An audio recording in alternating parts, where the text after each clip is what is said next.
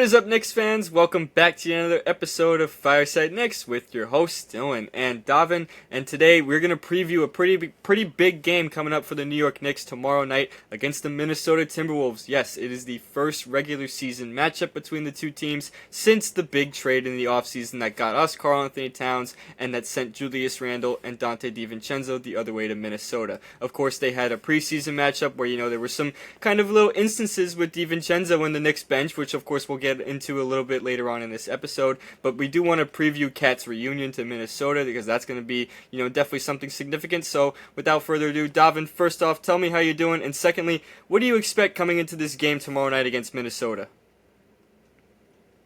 Doing great, man, as always. Thank you for asking it. To be honest, Karl-Anthony Towns, I'm expecting him to really set the tone, prove a point. Minnesota traded him after the best season they've had in a long time, and now we see them 25-14. He has something to prove this season. And that's kind of what's going to have to take for us to get this win. The Knicks are sitting at 16-10, while the Wolves are 14-11, not far apart from each other as far as standings go or as far as record-wise. And so both teams really have a will to want to win this game. Besides, the rivalries that exist, this is all about standings. This is about winning for the season beyond the matchup they have against each other. So Karl-Anthony Towns back in Minnesota. He's going to have a huge game, I assume, obviously, because he wants something to prove.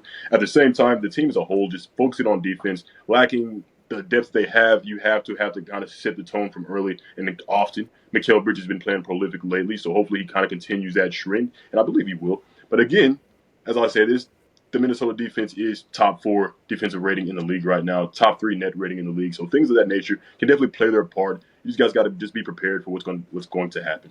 Yeah, and I do expect Karl-Anthony Towns to have a pretty big game as well, because not even just the proving itself part, but to kind of show off to the Minnesota fans a little bit. He had a pretty good love for Minnesota. He loved the fans and all that. And obviously Towns is right now having his best season of his individual NBA career. I at least think so. I think a lot of people would agree with me on that. He's in the MVP conversation right now, and as you said, averaging 25 and 14 almost and shooting at a ridiculously efficient rate. So really just been an amazing season from Towns. His defense has also been improving as time has gone on this season. So really good season from him so far, and I'm hoping that, he heads back to Minnesota and makes a little statement, has a big game, and shows kind of the player that he is now and the player that Minnesota is missing out on. Because, it still baffles me to this day that Minnesota had their best season since Kevin Garnett was still on the team, and they decided to trade away their player and kind of take a step backwards. I'm not even trying to disrespect Julius Randle or Donte DiVincenzo, but I was someone whose opinions were different a year ago, so I'll admit my opinion is different now in that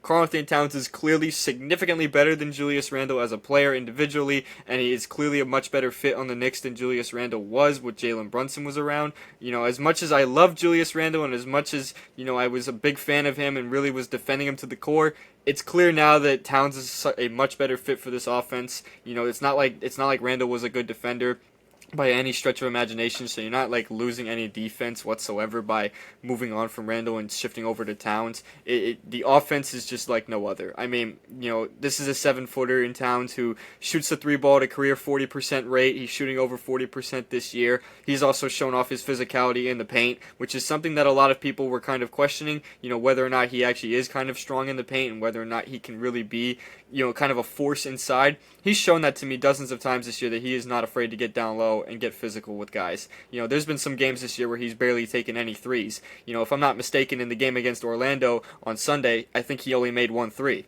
He's someone who is able to really get physical and really get down low. He's obviously been inhaling rebounds. He leads the NBA in rebounds per game with 13.9. It's actually the first time since the 2020-2021 season, that Towns is averaging double-figure rebounds. Obviously, Rudy Gobert being in the front court in Minnesota plays a part in that. Towns had to kind of slide over to the power forward. So, yeah, that's going to, kind of result in a drop-off in rebounding. But that's besides the point. I hope Towns has a big game. But I'm definitely interested to see Julius Randle and Donte DiVincenzo in this one. These are two guys who, they really like playing for the Knicks. They embraced the city. They loved it. I know a lot of Knicks fans had some kind of disdain towards Julius Randle a little bit, and obviously a lot of love for Donte DiVincenzo. So, I know there's some affection going on right there with some fans, and I know there's going to be a lot of Knicks fans watching this game tomorrow night, kind of feeling weird seeing those two in a different uniform, especially if they haven't really watched Minnesota Timberwolves games this season. But I'm definitely intrigued to see how that goes because Julius Randle's going to be taking on a tough matchup. I don't know who exactly will be guarding him. We have a bunch of different options that can go ahead and guard him, but obviously I would expect OG Anunoby to be on Anthony Edwards. Maybe like Karl-Anthony Towns gets a lot of reps on Randle and Gobert. I don't really know how the matchups are going to play. That's going to be something that I will be monitoring. Maybe Mikal Bridges gets Anthony Edwards and OG Anunoby gets, Julius Randle. It'll be something that I will be watching most of this game, and I'm hoping that it just works out defensively. Because that, as you mentioned too, that's an area that the Knicks need to improve on. Defense. And Karl-Anthony Towns said it himself too. Defense is something they got to improve on. You can't win championships if you don't play defense. I do think lately the Knicks have been playing a lot better defense as a unit. They've given up the least amount of points per game to their opponent in the month of December with only 102.7 allowed per night. They also have the second best defensive rating in the month of December, so they're getting in the right direction. They're getting in the right direction, but I do think there's still been some nights this season and even this month where you kind of look at them and go, why aren't you guarding anyone from the three? Why are you leaving them wide open? What are you doing? They gave up 120 points to the Pistons one night, and they, have given up 100 points to teams that you really shouldn't be giving up 100 points to. But it happens. Sometimes those bad nights happen. Sometimes teams get on hot shooting nights. But this is still going to be a big matchup for the Knicks nonetheless. It's on the road in Minnesota. Reunions aside, Minnesota is playing well of late. They've won 6 of their last 7 games. They're finally starting to find their footing themselves after a slow start. So it's going to be an interesting matchup. I'm really looking forward to it, but I kind of want to get you some more input because, I want to bring up the Dante DiVincenzo thing from the preseason. I think everyone knew at some point this was going to get brought up, but obviously I think a lot of us remember when he kind of went at it with the Knicks bench and the coaching staff, and he kind of had that little back and forth with Rick Brunson, which has of course since been squashed. Rick Brunson said it himself that it's been squashed and they talked it over, but I do wonder if there's going to be some more of that intensity a little bit in this game. Because, we saw a lot of that intensity in a preseason game. Now this is a regular season game. The stakes are a lot higher, obviously. So I wonder if there's going to be that kind of intensity in this one. I kind of want to get your input on that if you think there will be some of that same type of energy that there was in that preseason game. Yeah, really quickly before I go into a few of these points, it's on TNT, it's on prime time. I believe the lights will be on. It's a good, big stage for everyone, and it's primetime basketball. I believe there will be some energy, there will be some intensity there, and both teams want to win bad. I believe because you want to have those bragging rights. These are human beings. You know what I mean? These aren't just machines out here. They want to have those bragging rights. They want to win against their opposing team and against the guys that may have talked a little smack here and there the last time they played. But it's all about the games within the game. So Minnesota's ranked last in scoring in transition, while also being top 8 in turnovers per game. So things like that, the Knicks can manipulate, just like the Knicks defense isn't the best. They can manipulate the games within games because New York's top 10 in points per game, second in three-point percentage and free throw percentage. Things of that nature have to be adapted for the Knicks to win, consistently as well against Minnesota here. 5th in the league in charges drawn, so things like that. It's all about the game within the game, in my opinion, with the Knicks as far as a matchup with Minnesota, because Minnesota has not the craziest depth, but a really good defense. And I believe this will be a game where Jalen Brunson, who's 10th in the offensive rating in the league as far as players go, this is a game where he's going to really shine, and I think this is going to be the game for him. His matchups are really Mike Conley, and let's be serious, Mike Conley's not the same Mike Conley he used to be, so he's going to go out there and do what he has to do against that matchup there, and I believe that's going to be kind of a Jalen Brunson game. Karl-Anthony Towns, he's going to show his effort. He's going to have a strong double-double, I believe, but at the same time, kind of following along where Jalen Brunson kind of executes. I think that's the best game plan for getting this win against Minnesota here, and the theatrics of it all, that's what we're all here for. I'll be honest, we want to see good basketball, but we saw what happened in the preseason. We saw they kind of ruffle some feathers there within coaching staff and everything getting involved, which is really crazy in my opinion. But Dante DiVincenzo, he has something to prove. He should have something to prove after the season he's been having. He's averaging 8.3 points per game, a real drop-off from what we've seen him a year ago, and he's not really playing in the same role that he once was. So a lot of that's factored into the fact he has a chance to really show himself, show an opportunity, show other teams per se. Because let's say he doesn't want to be in Minnesota. I'm not kind of throwing anything out there, but this is a chance for you on national television. And that's why these games like this are so important, beyond the fact that we as NBA fans get to watch these games. You're putting your whole entire career, this is your career. You want to show that you can hoop, you know what I mean? You can do it well. So getting Dante DiVincenzo a good game, I think that's what we got to look out for, as well as Mike Conley, because teams tend to attack Jalen Brunson, get switches on him, and that's all right. We have a great team defense, so people can help out plenty. At the same time, I think that's something to keep an eye on as well. Yeah, and as you mentioned, Dante DiVincenzo's season, yeah, it's been rough for him. I mean, as bad as it's been, really for him. I mean, as you said, 8 points per game, and his efficiency is way down. Like he's shooting like barely 30% from three, barely even 40% from the floor. I mean, I don't know. I don't remember the last time he scored double figures. I haven't checked his box score, so if there's any Wolves fans here, if he scored double figures recently, I do apologize because I haven't been checking his box scores. But I just know that it's been a rough season for him so far. I have been, keeping up here and there with him, and I feel bad, honestly, because I mean, I know he really liked being in New York, and, he had his best season in New York. He signed that big contract to come to the Knicks as well. He had his best season, looked like he was really going to be kind of a mainstay for the Knicks, and, obviously they had to sacrifice him and move him on to get Karl-Anthony Towns to New York. It was obviously, from a basketball standpoint, a very good trade. It's worked out so far for the Knicks. Towns has been just an absolute monster, as we were describing in the first part of this video. But, yeah, DiVincenzo, it has not been good for him. And, as up and down of a season as Mikal Bridges has had, he still is having a much bigger impact than DiVincenzo is having in Minnesota. I mean, we're seeing Bridges finally kind of get into a groove a little bit with the Knicks, and we're seeing him kind of really adapt to his new role, and he's been great in the month of December. Bridges has the highest plus minus out of anybody in the month of December, and he also, he was really good against Jalen Suggs the other night against Orlando. He had an efficient 17 points. He's a much more versatile player than Dante DiVincenzo is. I love DiVincenzo's shooting. I think we, theoretically could still use his shooting right now. I'm not going to act like we couldn't, but at the same time, it was a worthy trade. They had to do it, and it looks good on the Knicks that they were able to do it, considering the drop-off in production that DiVincenzo has. So they were able to sell high on DiVincenzo, because now there's been rumblings that DiVincenzo could get traded from Minnesota this year. Now, for any Knicks fans that want DiVincenzo back, I have bad news for you. We cannot get him back this year. By rule, you cannot trade for him back the same year that you traded him away. So you have to wait until next season or the off season.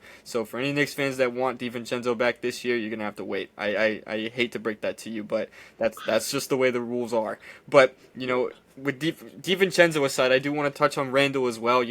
He's having a solid season. He's averaging like 20 points, around 7 to 8 rebounds a night. It's a solid season, but it's definitely a drop off again from the All-Star numbers that he was having with the Knicks. Now, I attribute some of that to Rudy Gobert being in the front court and, clogging up the paint, not being really any versatile on offense whatsoever. I attribute it to that, and also playing alongside Anthony Edwards, a very ball-dominant guard/wing who is obviously the superstar of that team.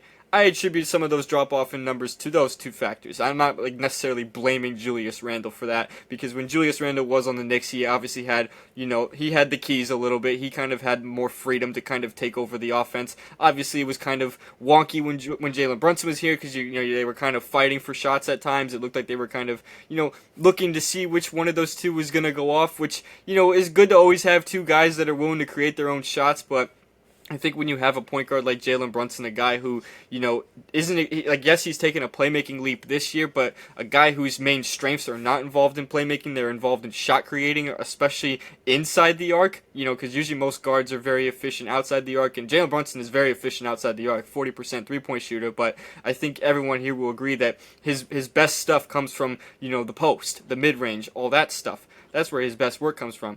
And when Julius Randle's play style is very similar as a big man, I mean, it's two play styles that you're probably not so certain can coexist long term.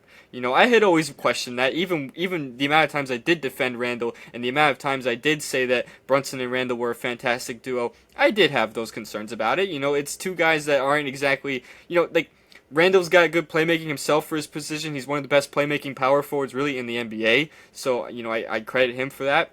But it's also out of his play style. The Knicks kind of turned him into that playmaker to get other guys open shots because, you can't just have two guys that are just looking to do all the scoring by themselves. Teams that do that, it never works. It never works out because look at the Knicks right now. The top 3 offense in the NBA with all these guys that are willing to shoot the ball, all these guys around Brunson who are willing to score off the ball, move off the ball, all that stuff. But before I ramble much more into it, I do think it's going to be an interesting matchup watching Julius Randle kind of see what he can prove against his former team. I do think there will be a lot of, the expectations will be high, but, I think it'll be an exciting game. I do. I'm looking forward to it. But I don't really have much else to say. I do want to give you a chance to, give a little bit more input. So, if there's anything else you want to add about this game before we wrap it up, just go at it. Really quickly, Julius Randle, it's really like Amari Stoudemire, and then Carmelo comes, and Jalen Brunson being the Carmelo in this situation, then he gets traded away. Like, just a lot of stuff going on with that guy when he was in New York. But as far as the game goes, I do think that the bench is going to be a big factor here. I believe that the Knicks bench, I will beat this like a broken drum. We got to get somebody else on this bench here. We have to have more production off of the bench, obviously, and I believe not playing rookies. I can't make Tibbs play rookies, but he's not going to do it. So let's go get a wing. Go get somebody out there, man. I remember in the latest article I was writing about, I was saying that players, Tim Hardaway Jr. is out there. Let's go get Kyle Kuzma, somebody that can give us scoring off the bench so we can really raise the floor of the Knicks, not even the ceiling, but the floor, because we don't want these guys to have a bad shooting night from Towns or Brunson, and then there's no one that can spark off the bench. I mean, we have Miles McBride, but Miles McBride, 10 points a game. We could use more production. Cameron Payne, 7 points a game, but beyond that, though, everything else is rookies and Jericho Sims, and that's not deep enough, man. You're going to need more than 8 guys going into this matchup here with the guys going against Dante with something to prove. Dillingham, I mean, in Minnesota they actually play their rookies, so this guy could just go off crazy one night. Josh Minot, Nikhil Alexander Walker, Mike Conley, these are that's a nice form on the bench there. That's a nice formality they have there with Nas Reed as well. I didn't even mention that guy. So a lot of depth that they have going over in Minnesota, and that's a applaud to them.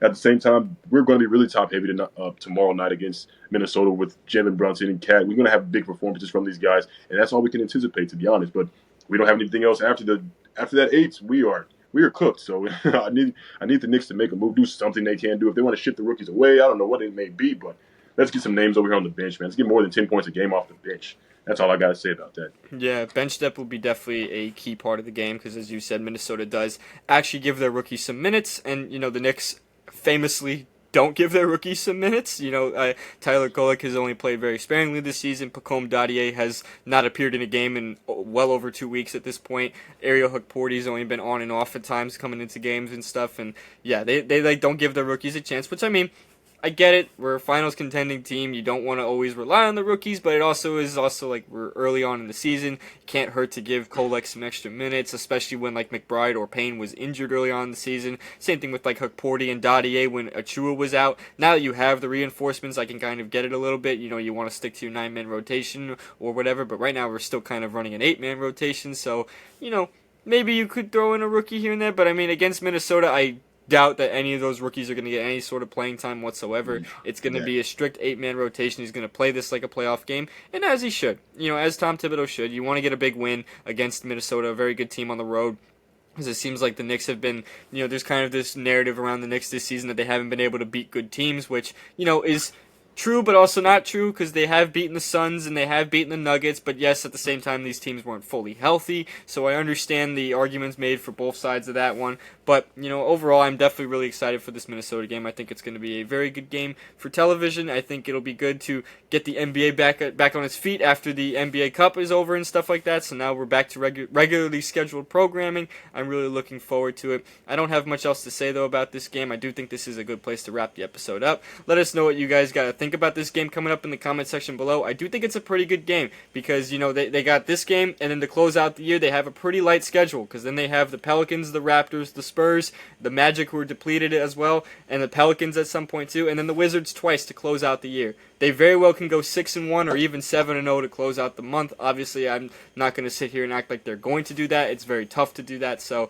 I'll keep my fingers crossed that they do win all 7 games, but if they don't, if they just come out of the new year on a high note, I will be very happy. But yeah, let us know what you think about that in the comments section below. You can also follow us on all of our social media platforms. We're on TikTok, Twitter, Instagram, Facebook, and of course this YouTube page that you are watching the video on. You can follow our personal Twitter accounts. They're right there above our heads. And we will see you guys in the next episode of Fireside Knicks.